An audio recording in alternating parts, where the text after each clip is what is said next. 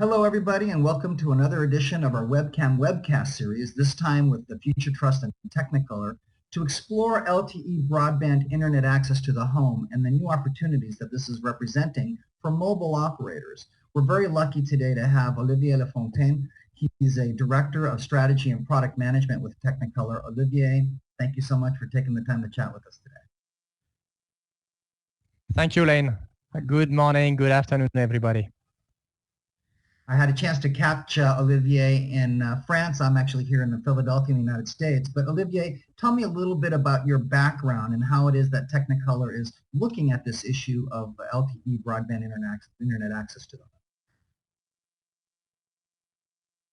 Okay. So, I spent 15 years almost in the telecom industry.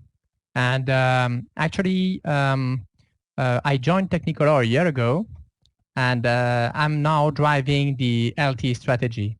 I come from the mobile industry. I spent my 5 previous years in ST Ericsson, joint venture between ST and Ericsson, where actually I was heading the worldwide business development. And during that period of time, I helped the smartphone customers to launch the first 4G devices. Interesting. Tell me a little bit about why Technicolor cares about LTE and what opportunities you see for Technicolor in this space. Okay. The problem is that so far the cellular technologies were not good enough to really provide the connection to the home. The internet usage at home is increasing like hell, but we have been analyzing the different options, typically 3G, for instance. We didn't see that technology was good enough. Now we believe with the LTE arriving and also deploying everywhere, we believe there is a very significant opportunity to connect new people, new homes in different areas and different countries. So that is right on the money, because according to ABI research, there is approximately 1.25 billion people around the world that do not have access to DSL or cable or fiber optic to receive what we think of as broadband internet services. And we certainly are seeing a rush by both mobile and fixed line operators to try to bridge this gap. How do you see this unfolding, and what do you think are the key opportunities here to bring connectivity to this, what is clearly an untapped market? Yes, the issue when we have been deploying DSL, cable, and fiber for the previous 10 years. And what we know very well is that, these technologies have limits. And typically when you look at DSL, after 5 kilometers, you don't get any more a decent throughput from the copper line.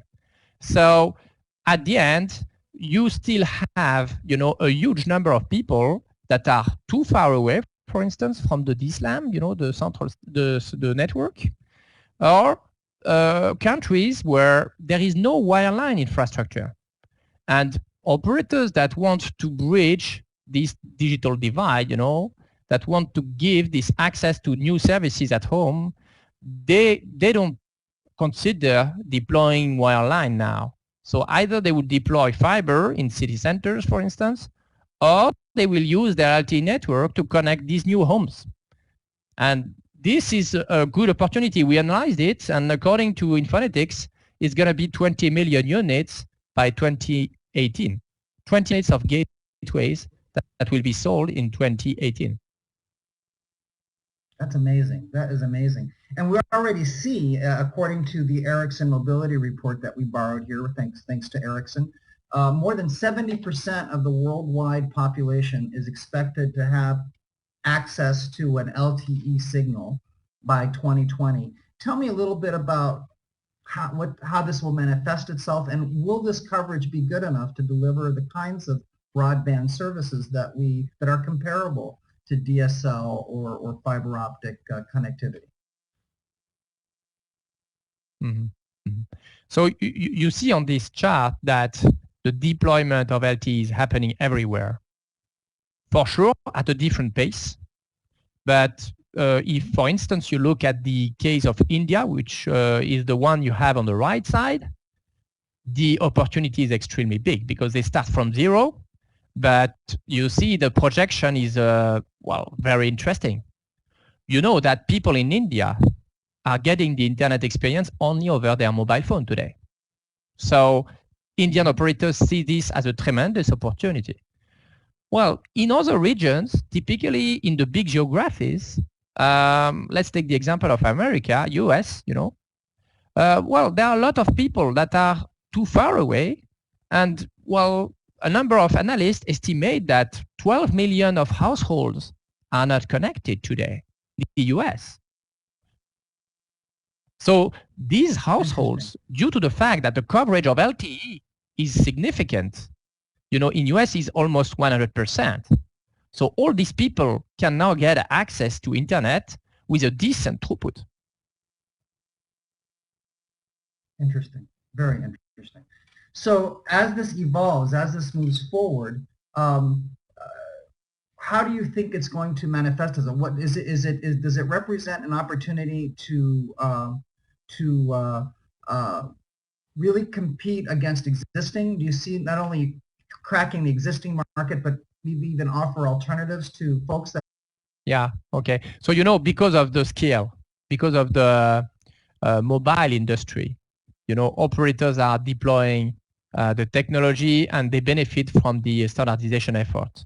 So due to that, you know, there are every year new improvements being brought by the industry, by both, you know, the base station vendors, but also the chipset vendors. So as a matter of fact, for instance, you see now a commitment from a lot of operators to deploy LTE Advanced, which is already the second wave of LTE. What will that bring in terms of advantage for us, you know? Well, you see that several operators are getting access to fragmented spectrum. And, you know, due to regulation also, the spectrum is released step by step. Some are even refarming some spectrums. Okay, so far with the first generation of LTE, you know, it was not possible to take benefit of all the bands at the same time, and LTE Advanced is addressing this point. This is also something that is available and, you know, valid for operators that have different networks, you know, different spectrum in different regions. So by having the aggregation option, they can use the spectrum in the best way. And will this allow them to have comparable, allow consumers to have comparable experiences to what they get from a DSL connection or maybe even a cable connection? Well, definitely, you know, when you talk about DSL, you know, everybody will talk about the maximum of the technology. But when you really look at what the people get, you know, there are huge proportion, you know, of people that are not getting even access to IPTV. Okay, so LTE will definitely bring a solution for these people. The thing is that then you will have to play in the right way, you know, to get access to the right signal, to find where the signal is the best one, and then to cope also with the different frequencies, which is the big problem with LTE, as you know, with the fragmentation. So depending on the country, you will definitely use a different solution to connect the home. But at the end, LTE, yes, will be a solution. You talked about the geographic differences. It seems quite clear that there's a global commitment to this technology. And I'm wondering if you can tell me a little bit about where are we seeing it most aggressively being pursued, and what are the dynamics that are leading people to aggressively implement and use LTE, not just for regular mobile connectivity, but to really extend the service to the home and offer, you know, broadband services, entertainment services, things like that. Mm-hmm.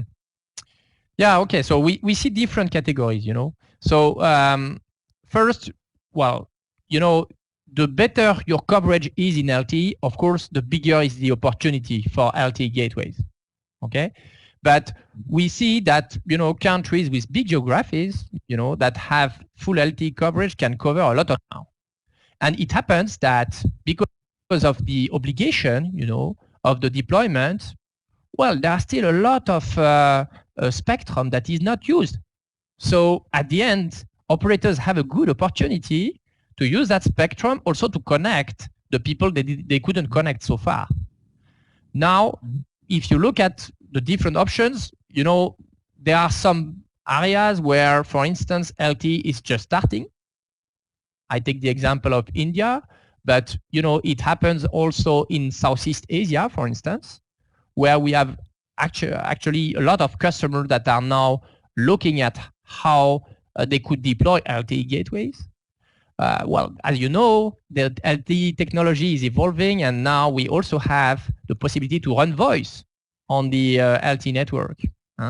And at IP level. And this is also a very big opportunity because, at home, you also want to have a good and stable voice connection that you probably will not have with your mobile phone, because a lot of people have dropped calls using their mobile phone just because the coverage is bad indoor. The LTE gateway will address this. And because VoLTE becomes available, then operators could offer both deployment of data services, data-centric, but also voice-centric solutions.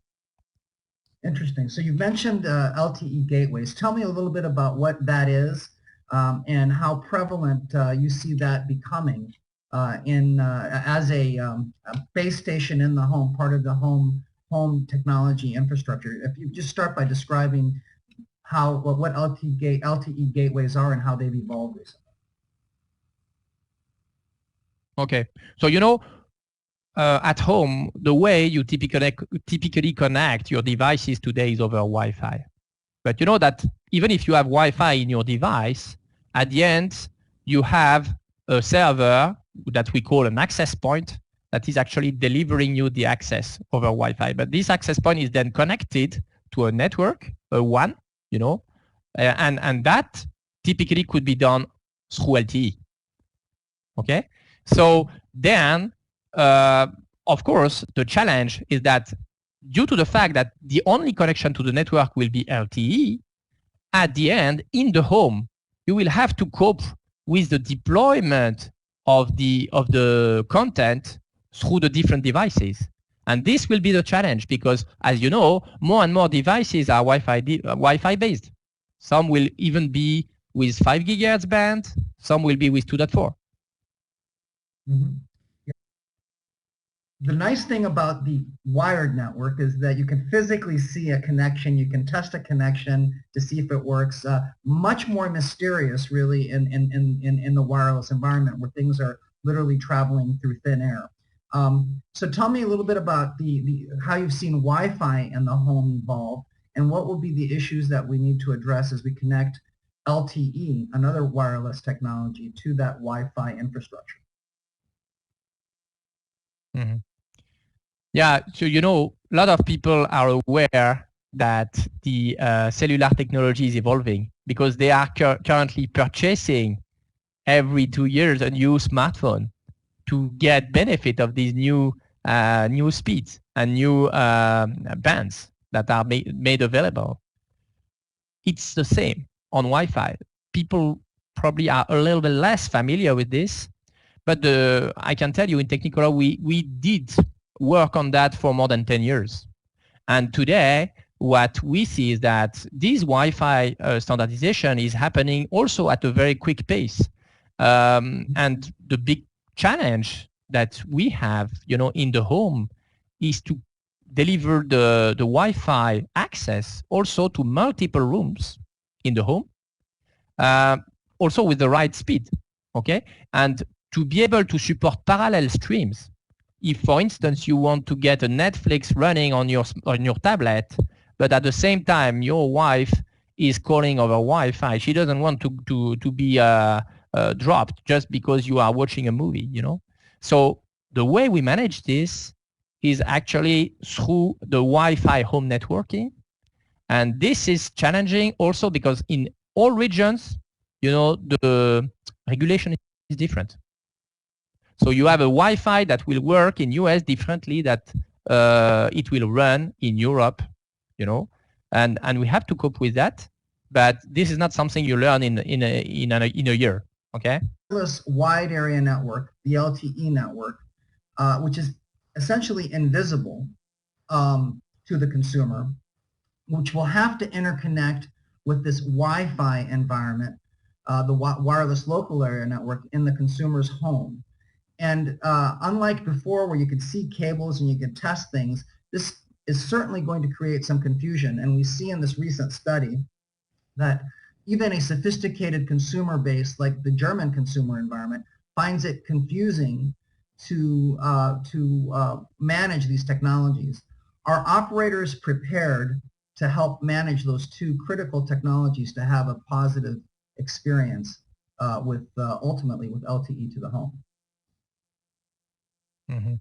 That's a very good point, Lane. Actually, we talked a lot with mobile operators this year, and actually they revealed that they were very familiar with Wi-Fi, but on a handset. Okay, they had also deployed, products like mobile hotspots, okay, which are personal gateways that you use, for instance, to connect one or two devices when you are on the move. But it happens that they never handled real access point technologies, and that's a big deal because at the end, your Wi-Fi access point at home, it has to be always on. It has to work all the time, and this is something that is not easy to manage. The way you will install your Wi-Fi network, all these things, have been cooked in companies like Technicolor for more than 10 years. And this, I would say, ability, to help also the user to deal with this complexity is something new that you didn't experience so far on mobile phones. Interesting. So for wireless operators, this is a new challenge. Mm-hmm. What can they do to manage that? Do they need to set up help desks? Do they need to change? It's because it's new and it's a new technology. Do they have the expertise to provide the customer support and technical assistance that almost certainly consumers are going to need as they integrate, especially the sophisticated, more emerged and developed economies that they will need in order to meet their pretty high demands for seamless connectivity? Mm-hmm. Yeah, that's exactly where we enter in the game with Technicolor, because on our side, we don't provide just boxes, we just provide solutions, and we help them, we consult operators to help them to tackle this. And actually, at the end, you're right. People, that so far we are using DSL products, they were used to call help desk as soon as they had a Wi-Fi connection issue. Okay, so that will also be required at wireless operators. But due to the fact that we have been cooking this for many years in Technicolor, now there are solutions available, and we even help the operators to find out what is the problem of the end user. So then when the end user is calling first, he has even solved his problem, or at least tried to solve his problem at home, his Wi-Fi issue. And then if at the end he's calling the help desk guy will know exactly what is the problem. Interesting. So this will be solved in a couple of minutes.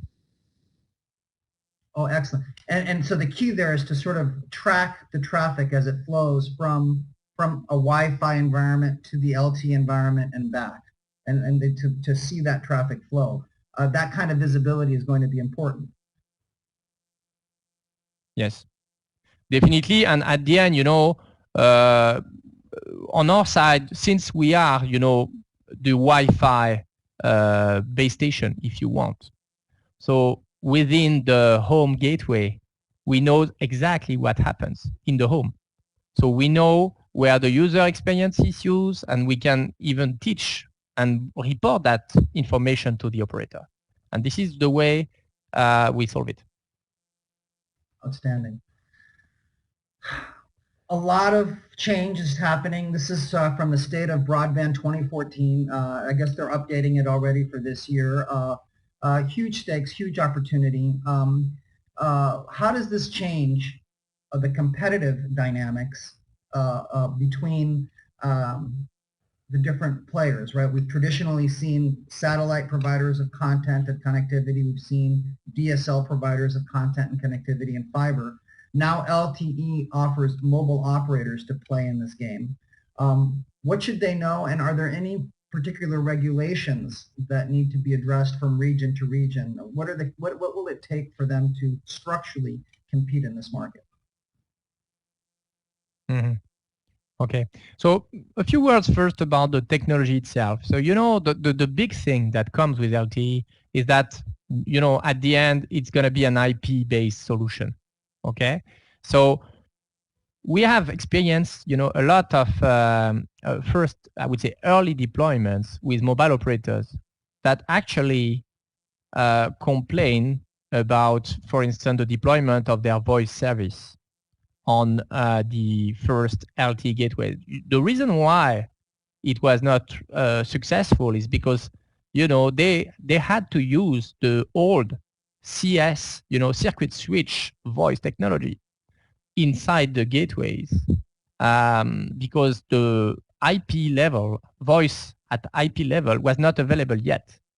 Okay, so as soon as someone was calling, you know, they were losing the LTE connection. So at the end, the data path was impacted completely. Okay, so moving to IP level, you know, it brings a huge opportunity, but also for us, you know, in the traditional home networking space, you know, industry, we have been dealing with this forever. So at the end, bringing LTE now, connecting to LTE is like connecting to fiber. It's IP based, and you can enjoy huge, I would say, a number of new user experience, like, for instance, video calling and also running simultaneous IP flows. And this is very interesting. Excellent. Terrific. Interesting enough that some of the biggest brands in the global wireless space are taking advantage of this and pursuing this and actually deploying LTE gateways. I'm not going to ask you to pick your favorite, but tell me a little bit about which of these, you know, how it is that consumers can begin to see these offerings come to a neighborhood near them. How quickly do you see these players really making a big push to bring broadband services to the home using LTE gateways?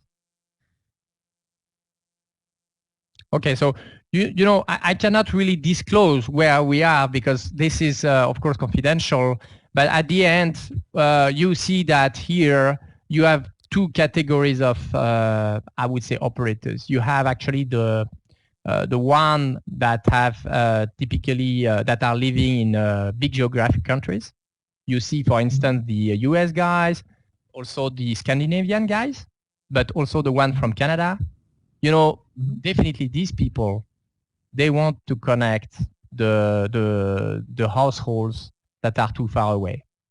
They will also connect in the city center. They will also give an option to the users to typically connect over LTE in the area where, for instance, DSL is not at the best speed. Okay, so people you still have a lot of people that have DSL connection, but that are not happy because the DSL connection is too low.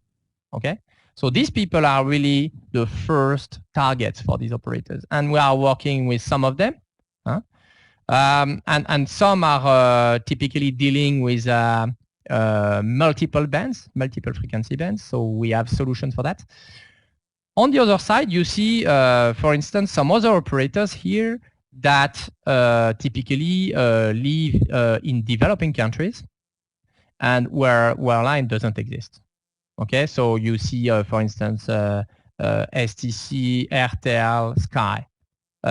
These guys, for instance, Airtel typically in India, well, they have a big push just because people at homes do not have yet an internet experience. Okay, so then for them, they will definitely look for different type of offering. Typically in India, it will be entry-level offering, but still with Wi-Fi, but probably different type of boxes because the average user will probably pay less.